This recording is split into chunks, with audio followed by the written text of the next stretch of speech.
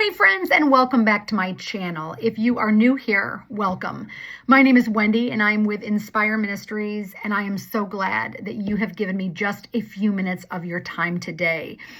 Friends, I pray all the time for you, and I pray one thing specifically for us as believers in Jesus is that the Lord would be so kind to help us to think from an elevated perspective. And that's exactly what I want to do today. I have a little word for you today that I'm hoping will be of encouragement to you, but I'm also hoping that it will help you to think from a higher perspective, to think from an elevated perspective, if you will. Now, if you've been here for any amount of time, you know that this is something that I have been saying on repeat. Lord, help us to think the way that you think. Help us to make decisions the way that you make decisions. Help us to act like you act. Help us to behave like you behave. Help us to love like you love. Help us ultimately to think from an elevated perspective. And so, believer, I want to talk to you today, and I want to encourage you. If you find yourself struggling in your journey, I believe that you will find some encouragement in this message today. Now, one of the things that we know that I think that all of us would agree on is that we are being watched. As believers, we are being watched. Now, I don't know whether or not you come from a believing family. Maybe you don't. Maybe you are the only believer in your family. Maybe you are the only believer in your friends group. Maybe you are the only one who is pursuing a relationship with Jesus within your workspace. I don't know what your specific situation is, but I know that we could probably all agree that we are being watched. We are being watched. And in most cases, I would go so far as to say that our lives as believers are being scrutinized. They are being inspected with great judgment and with opinion. If a Christian does something wrong, the likelihood will be that there will be a handful of people at least who will say things like, well, that's religion for you. All Christians are the same. What a farce. What a disaster, right?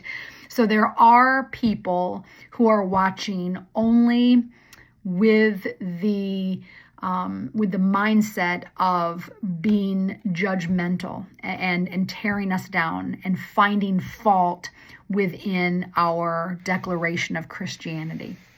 Now, it's interesting for me, anyway, it's interesting to me to see this, but if a church person, somebody that goes to church, somebody that is a regular in church, someone oftentimes that's even serving somewhere in ministry, if that person is seen as someone who swears or gossips or lies, nobody says anything about that, right? Nobody brings light to that. But if he's a dissenter, basically someone who basically just differs in opinion, somebody who is seriously trying to attain godliness in their life, someone who is walking after the Lord, someone who is diligently seeking after him with everything that they have, one who is aiming to look more godly in their walk, that's a completely different story. But really, I want to give you some encouragement. Even as we talk about these hard things today, I want to give you some encouragement, because the good news in this is that it shows that people expect more from those who are trying to live out godly lives. I believe that the expectation is higher for the one who claims Christianity with their life, and not just with their life, meaning with their tongue, with their mouth, with the way that they behave, but they are walking after Jesus, and it is evident that they are trying to make good choices. They are trying to think from a more elevated perspective. They're trying to live apart from the world. I believe that those people, or for those people, there is a higher expectation put upon those people. In other words, there is a higher expectation put on the supposed godly people. I love Charles Spurgeon. And again, if you have been with me for a while, you know that I'm quoting him pretty regularly. But Charles Spurgeon says this. He says, "I only wish their expectations could always be fulfilled." Wow. In other words, Charles Spurgeon is saying all of those people that expect the godly to be godly, I wish actually that their expectations could be fulfilled. I wish people were as godly as other people expected that they would be. Friend, I want to tell you this today. If you profess to follow Jesus, others will look for something extra in you. And I want to tell you this, be sure they're not disappointed in what they see. They ought to expect, and it's a good thing that they do. I believe that I'm hearing this a lot. I read this in just a post the other day, somebody that I'm friends with on Facebook who is not a believer. And this individual said, to all of my Christians and my fake Christians, you're a joke. Did you see how he lumped Christians and fake Christians into the same category? And friend, I want to pray against this in my own life. I want to be different even than the ones who profess to be godly and live the complete antithesis of a Christ-centered life. Many people say, I would never join a church because then there would be so much expected of me, right? This tends to be a common thing that we hear. Now, I've been a part of ministry for over 20 years, so I've heard a lot of things. I've heard a lot of people give a lot of different excuses for why they won't go to church, but that tends to be one of the leading ones. I don't want to go to a church because the minute that they find out how I really am, they'll kick me out. I don't want to go to a church because the expectations of the church people are so high. I know for a fact that I could never match up, or I could never meet the expectations that those people would have of me. And can I say that this is the very reason that we should connect to or be a part of a local body of believers? It's like people saying, I would never take a Bible study for all the conviction it brings. That's the very reason that we should go, right? I hear that a lot from people that take my Bible studies. They're very convicting. Well, that's great. I'm so glad that they are, because they've been intentionally created, intentionally designed to bring about conviction, because it's conviction that will ultimately bring about change. So it's the very reasons why we should connect to a body of believers, and it's the very reason why we should do Bible study, because it is convicting, because it will cause us to change, because it will convict us to want to do better, to think better, to act better, and ultimately to be better. As Charles Spurgeon says, the ungodly's expectation will be a sort of sacred hindrance to you when you are tempted, and may help you to give force to your character and carefulness to your work. In other words, when we know other people are looking on, it should cause us to make better choices. When you know you're being looked at by other people, you live differently.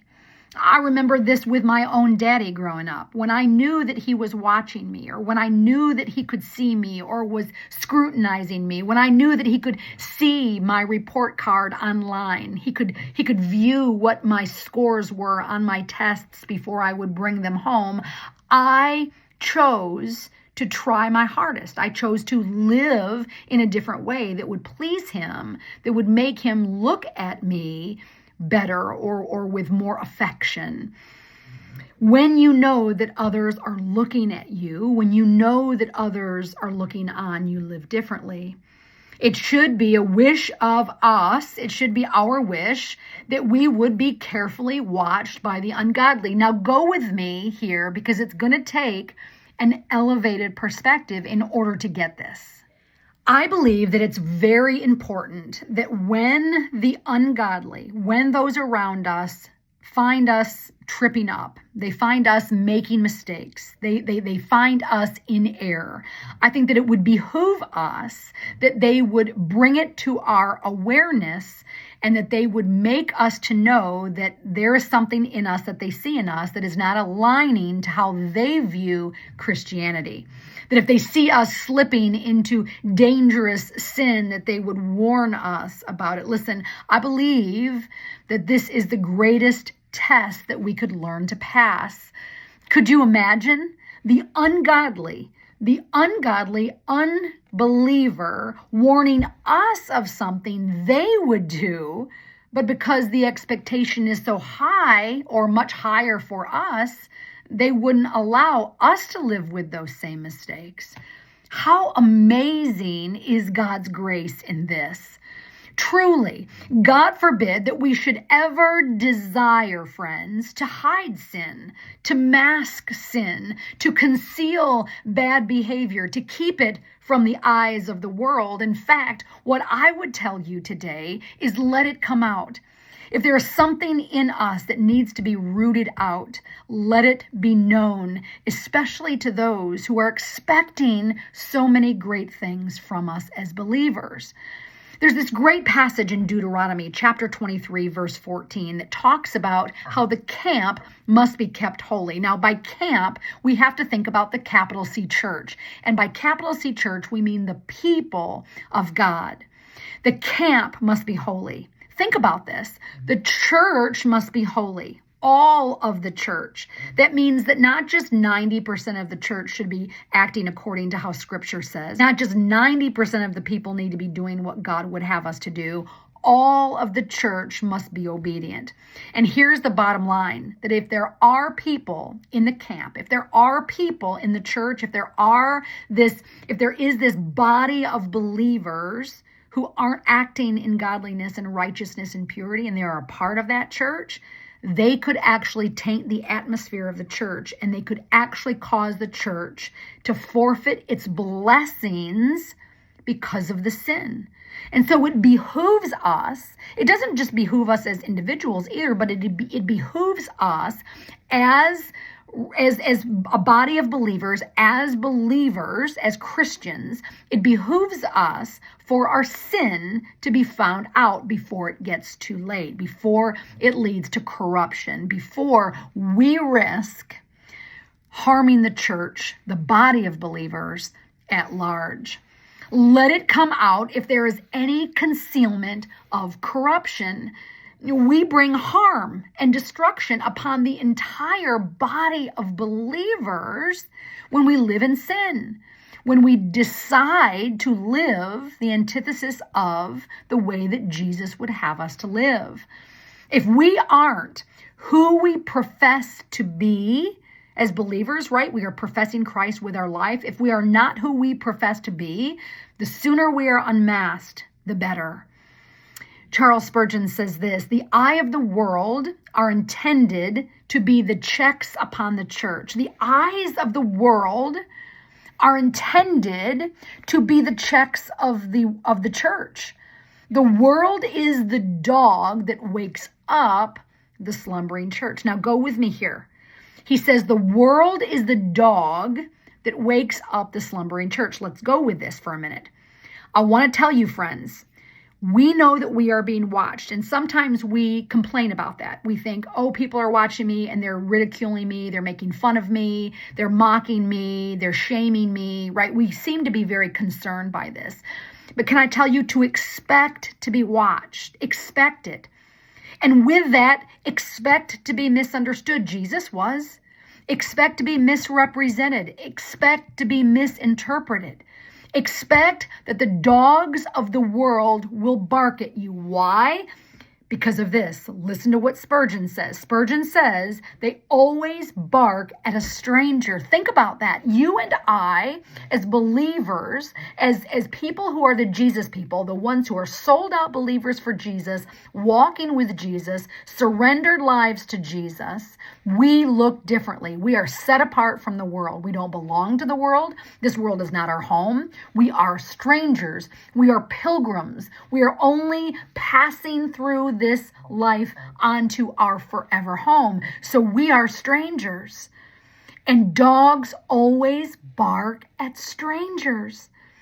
And if you are a stranger, which again you should be, as a believer in Jesus, you are a stranger. You look different than the rest of the world. You are a stranger. They're going to bark at you too. Listen, if you are a stranger in this world, the dogs are going to bark at you too. Guess what? It's their job. They're supposed to do that. Expect that the world will watch where you go, what you do, and who you are there to do it with. But this may be the greatest test that we ever learn to pass. How can we rise above? How can we give them more than even what they expect? Can we be more kind than they expect? Can we be more loving than they expect? Can we offer more grace and forgiveness than even what they expect? Listen, dogs will bark. People will have opinions about what you're doing, who you're doing it with, where you're going, what you are saying, even if it's truth. 100% people will have a problem with what you're saying. Expect to be watched, especially for those of us who live their lives outspoken. They talk about their faith all of the time. They are rooted and grounded in who they are, and they're not ashamed of sharing the gospel with those that they care deeply for. Be expected, or may it be expected, that we will be watched. And with that we will be misunderstood and we will be misinterpreted.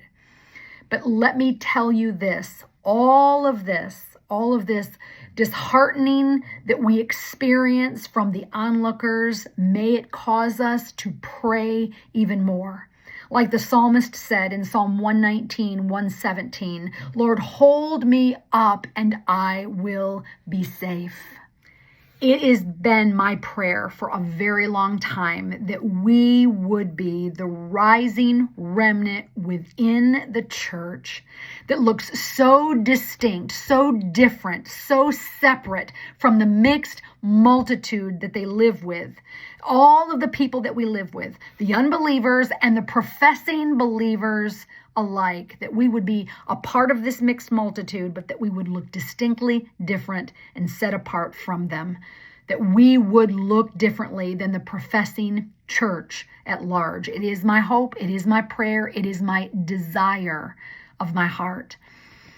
Can I say just a couple other things as I kind of wrap this one up for you today? If you find yourself, friend, in a state of depression and sadness, if you find yourself in this place where you are just marked by fear and by anxiety and by dread, and it's actually causing you to be in a state of panic, in a state of isolation, and again, depression and sadness, and you find yourself in this place habitually, if you find yourself to be generally dissatisfied with life, it's a sign, friend, that you are too attached to this world.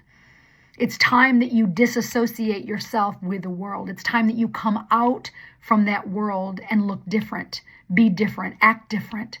It's time that we give unbelievers something to actually see that is worth seeing in the people of God. You are a worldly Christian if you are allowing yourself to live habitually in states of unrest, in seasons of unrest, of seasons of sadness and depression and anxiety. You are living too attached to the world. And if you are a believer, I want to tell you today that might mean that you are a worldly Christian. Listen, Jesus beseeches us from the Sermon on the Mount, and he says this in Matthew 6:19, do not store up treasures here on earth, where moths eat and rust destroys, and where thieves break in and steal. And listen, another thing, we cannot experience growth in our faith if we are mixed, if we are intertwined with sinners.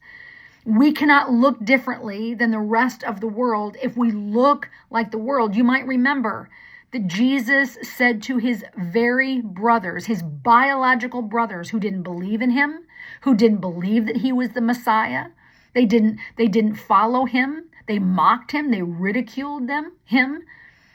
And he said to them, listen, the world can't hate you. Why does he say that? He says to his disciples, the world hates you. If the world hates me, they're going to hate you. But then he says to his biological brothers, the world can't hate you. Why? Because they look just like the world. And the world doesn't hate what is familiar. The world will mock and ridicule those things that are unfamiliar, those things that look differently. And can I tell you that the world's expectation of Christians is higher? They might not admit that, but they're higher. They expect more from us. Can we give them what they actually need to see? Spurgeon says this: little stones in the shoe make a traveler's way very uncomfortable. And traveling with these little stones will make our path to heaven uncomfortable and unhappy. It's our duty that the camp would be clean. It's our duty as we participate in church life, when we participate in the family of God, that we would be holy. It's the expectation. It's God's expectation for us. It's the people's expectation for us that our camp would be holy, that we would be contributing to holiness, that we would be contributing to righteousness, that we would be showing the world how a Christ-like person, how a Christ follower is supposed to live. It's our duty to be our master's soldier, and not just for our sake, but for the sake of the church at large. Take another directive from our resident expert, Charles Spurgeon. He says this powerful statement. He says, "It is the few men in the church and those who have been distinct from her who have saved the church in all times." A few men, a few women, a few number of people who are willing to stand up against those things that we've discussed so far today, that we are willing to stand up against worldliness, that we are willing to look differently than the rest of the world, that we are willing to say, you know what? Jesus expects more from me. The unbeliever expects more from me, and I'm going to give them what they deserve to see. Can we say no to worldly living? Can we live separate? Can we live for Jesus? Can we live out as sold out believers for Jesus Christ? Some questions, some practical questions that we can be pondering today. Do we care yet too much for the things of this world? Do we struggle with the thought of storing up in heaven what we have been storing up here this side of eternity? Are we ever even somewhat embarrassed to go all in for Jesus because we know that we have a world that's looking on? What is hindering us from complete surrender? And do I exclusively worry about my reputation or what other people think about me or say about me?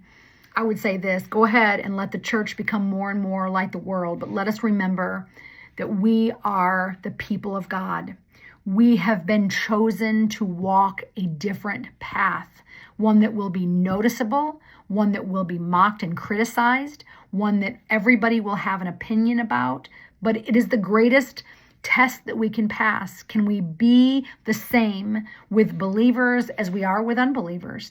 Can we be around unbelievers and can they say that is a Christian? They are different than the rest of even the other Christians that I have known before. I would say this, friend: come out from among the others.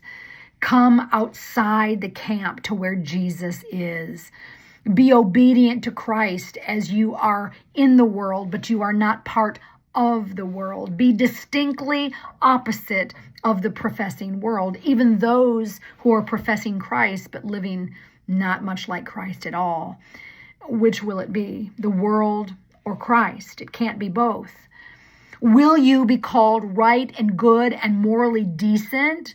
Or will you be mocked and hated and ridiculed? Will you be glared at and pointed to? I will never forget the words of David. He had such a desire, King David had such a desire to build a temple for the presence of the Lord to dwell in.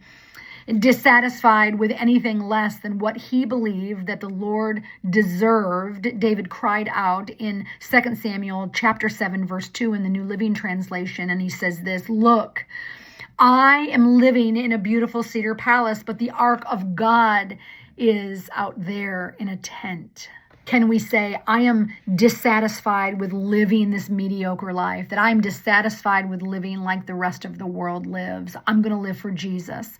I'm going to live for Jesus regardless of who's looking on, regardless of what they say, regardless, because their reputation is not what is important to me. What he thinks of me, what God thinks of me, is far more important than what man will ever think about me or say about me.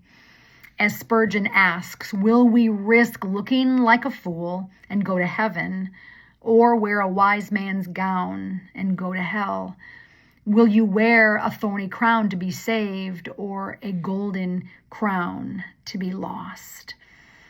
Friend, the world is looking on. People are looking on. But can I tell you, they are expecting a lot more than what they have been seeing so far in Christians. Can we prove that not all believers are like that? Can we prove that there are godly people who do seek after holiness and righteousness and purity? There are people that don't live judgmental lives, but love and forgive and offer grace, but tell the truth. Can we be those people? I believe that it's possible. Friend, I love you so much. I thank you so much for being here with me for another video. If this has been an encouragement to you at all, like I always ask you to do, would you please just give it a thumbs up? Would you comment down below and let me know what videos that you would like to see me do in the future? I would love to be doing videos that you would like me to do or that you would like to see. Don't forget to hit that subscribe button to subscribe to this channel, become a part of this growing family, and also hit that notification bell to be notified for every time that I upload content just like this one. Between now and my next video, friends, I pray that you have an amazing day with Jesus. Bye, friend.